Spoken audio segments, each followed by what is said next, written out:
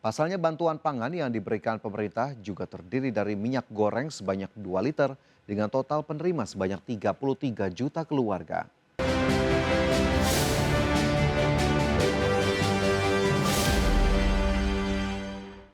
Menteri Koordinator Bidang Pangan Zulkifli Hasan mengakui bantuan pangan menjadi penyebab kelangkaan hingga kenaikan harga minyak goreng rakyat minyak kita beberapa waktu lalu. Pasalnya bantuan pangan yang diberikan pemerintah juga terdiri dari minyak goreng sebanyak 2 liter dengan total penerima sebanyak 33 juta keluarga. Untuk mencegah hal tersebut terulang, Zulhas memastikan ke depannya pemerintah akan mengarahkan program bantuan pangan tak lagi menggunakan minyak kita, melainkan menugaskan Bulog untuk menjalin kerjasama dengan produsen swasta untuk menyediakan minyak goreng setara dengan minyak kita, baik dari sisi harga maupun kualitas, sehingga stok minyak kita yang ada di pasar tak terganggu.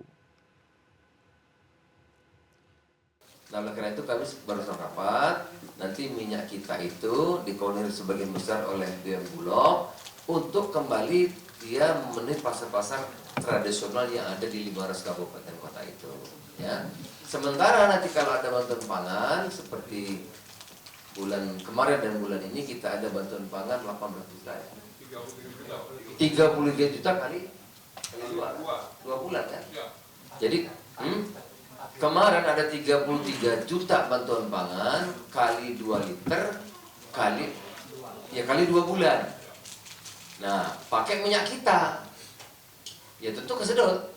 Ya, sehingga di pasar agak berkurang sehingga harga menjadi naik. Ini cepat kita akan Pemirsa, emiten jasa kesehatan PT Prodia Widya Husada Tbk resmi menetapkan pembagian dividen tunai senilai 144 miliar rupiah untuk tahun buku 2025. Meski mencatatkan penurunan laba bersih, perseroan tetap berkomitmen memberikan nilai tambah bagi pemegang saham melalui rasio pembayaran dividen yang lebih tinggi dari tahun sebelumnya.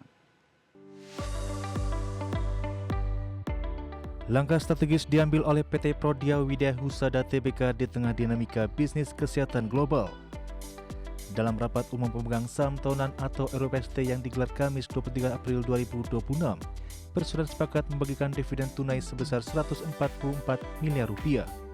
Setiap pemegang saham akan menerima Rp162,68 per saham. Rasio dividen kali ini tercatat naik menjadi 70% dari laba bersih, lebih tinggi dibandingkan tahun sebelumnya yang hanya sebesar 60%. Sepanjang tahun 2025, Prodia mencatatkan pertumbuhan pendapatan tipis sebesar 1,31% menjadi Rp2,28 triliun. Namun dinamika laba bersih perseroan tercatat mengalami koreksi sebesar 23% menjadi Rp207 miliar dari sebelumnya Rp270 miliar. Penurunan ini terjadi di tengah upaya perseroan memperkuat fondasi bisnis melalui peluncuran 38 tes baru serta pengoperasian Next Generation Laboratory guna menjawab kebutuhan pemeriksaan klinis yang semakin kompleks di sepanjang tahun 2026 ini. Direktur Utama Prodia Liana Kuswandi menegaskan bahwa perseroan terus agresif melakukan ekspansi layanan dan digitalisasi. Selain memperluas jaringan hingga 402 gerai di 34 provinsi, Prodia juga mulai merambah pasar mancanegara seperti Malaysia, Taiwan, hingga Timor Leste. Perseroan juga telah resmi mengakuisisi 30% saham PT Prodia Stem Cell Indonesia atau ProStem guna memperkuat layanan terapi regeneratif yang diprediksi akan menjadi tren kesehatan masa depan. Berbagai sumber untuk ID Action. PT Vale Indonesia Tbk meningkatkan fasilitas kredit menjadi 750 juta dolar Amerika melalui opsi Green Shoe dari sindikasi Bank Global. Transaksi material setara 27% ekuitas ini digunakan untuk kebutuhan korporasi dan didukung kinerja keuangan yang tumbuh pada 2025. PT Vale Indonesia Tbk atau emiten berkode saham Inco memanfaatkan opsi Green Shoe senilai 250 juta dolar Amerika Serikat dari fasilitas kredit bergulir. Opsi ini merupakan mekanisme tambahan nilai pinjaman dari sindikasi bank. Dengan eksekusi ini, total validasi kredit meningkat menjadi 750 juta dolar Amerika Serikat. Informasi ini disampaikan dalam keterbukaan informasi 24 April 2026. Fasilitas berasal dari DBS Bank Ltd, Mizuho Bank Ltd, PT Bank Mizuho Indonesia, dan UOB Ltd. Seluruh fasilitas dikenakan bunga berbasis term SOFR ditambah margin tertentu. Jangka waktu pinjaman selama 24 bulan sejak 20 Maret 2026. terdapat opsi perpanjangan selama 6 hingga 12 bulan ke depan. Dana akan digunakan untuk kebutuhan umum korporasi termasuk belanja modal dan modal kerja. Transaksi ini tergolong material dengan nilai sekitar 27% dari total ekuitas. Langkah ini mendukung kebutuhan pendanaan perseroan sekaligus menjaga fleksibilitas keuangan. Inco membukukan laba bersih 76,1 juta dolar Amerika Serikat atau setara dengan 1,29 triliun rupiah. Laba meningkat 30% dari 57,77 juta dolar Amerika Serikat. Pendapatan tumbuh menjadi 990 juta dolar Amerika Serikat dari 950 juta dolar Amerika Serikat. Pengiriman nikel met mencapai 73.093 ton dan mendukung EBITDA 228,2 juta dolar Amerika Serikat. Tim Liputan IT Actiono. PT Sinar Terang Mandiri Tbk, emiten berkode saham MINE menetapkan dividen tunai 60,23 miliar rupiah atau 14,75 rupiah per saham setara 30% laba bersih tahun 2025. Kebijakan ini mencerminkan kinerja positif dan komitmen menjaga keseimbangan antara imbal hasil pemegang saham dan penguatan fundamental bisnis. Sinar Terang Mandiri Tbk atau emiten berkode saham MINE menetapkan dividen tunai sebesar 60,23 miliar rupiah. Nilai ini setara dengan 14,75 rupiah per saham. Besaran dividen mencapai 30% dari laba bersih tahun buku 2025 sebesar 202 miliar rupiah.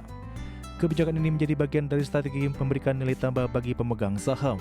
Direktur Utama MINE Ivo Wangari menyatakan penetapan dividen didasarkan pada manajemen bisnis yang terukur dan disiplin.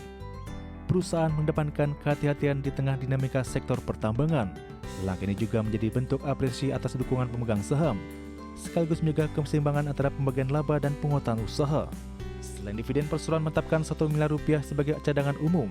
Sisa laba akan dicatat sebagai saldo laba ditahan. Kebijakan ini menjadi bagian dari strategi pengelolaan keuangan yang prudent. Keputusan dividen ke depan akan mempertimbangkan kondisi keuangan dan agenda ekspansi. Sepanjang tahun 2025, pendapatan MINE tumbuh 11,8% menjadi 2,36 triliun rupiah. Di tengah tantangan industri dan tekanan global, perusahaan tetap mencatat kinerja positif. Jadwal dividen pasar reguler pada 30 April 2026 dan pembayaran dividen dijadwalkan 22 Mei 2026. Langkah ini menegaskan komitmen perseroan terhadap pemegang saham. Tim Liputan IT Actiono. PT Dharma Satya Nusantara Tbk mencatatkan pertumbuhan pendapatan dan laba bersih pada kuartal 1 2026 didukung segmen minyak sawit mentah. Kinerja positif ini tercermin dari peningkatan penjualan domestik serta penguatan fundamental keuangan perseroan. PT Dharma Satya Nusantara Tbk atau emiten berkode saham DSNG membukukan pendapatan 2,88 triliun rupiah pada kuartal 1 2026. Angka ini tumbuh 7,75% dibandingkan periode sama tahun sebelumnya di 2,67 triliun rupiah. Pertumbuhan didorong oleh segmen industri minyak sawit mentah yang mencapai 2,61 triliun rupiah atau naik dari 2,35 triliun rupiah pada periode sama 2025. Segmen produk perkayuan mencatat pendapatan 235,11 miliar rupiah atau turun dari 284,89 miliar rupiah pada periode sama tahun lalu. Segmen energi terbarukan juga turun menjadi 40,20 miliar rupiah dari 43,90 miliar rupiah. Penjualan ekspor turun menjadi 257,21 miliar rupiah dari 299,11 miliar rupiah. Laba bersih yang dapat diatribusikan kepada pemilik entitas induk mencapai 430,43 miliar rupiah. Angka ini tumbuh 16,92% dibandingkan 368,15 miliar rupiah pada periode sama tahun 2025. Laba kotor juga meningkat menjadi 809,50 miliar rupiah dari 793,95 miliar rupiah. Meski beban pokok penjualan naik 10,19% menjadi 2,07 triliun rupiah. Total aset DSNG mencapai 17,75 triliun rupiah atau naik dari 17,61 triliun rupiah pada akhir tahun 2025. Liabilitas turun menjadi 5,69 triliun rupiah dari 5,97 triliun rupiah. Ekuitas meningkat menjadi 12,06 triliun rupiah dan kas naik menjadi 635,77 miliar rupiah. Tim Liputan IT Actiono.